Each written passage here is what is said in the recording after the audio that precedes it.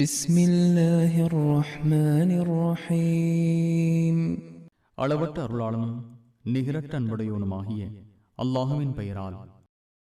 ولكل وجهة هو موليها فاستبقوا الخيرات أينما تكونوا يأت بكم الله جميعا إن الله على كل شيء قدير. ஒவ்வொருவருக்கும் முன்னோக்கும் இலக்கு உள்ளது, அவர் அதை நோக்குகிறார். எனவே நன்மைகளுக்கு முந்திக் கொள்ளுங்கள்.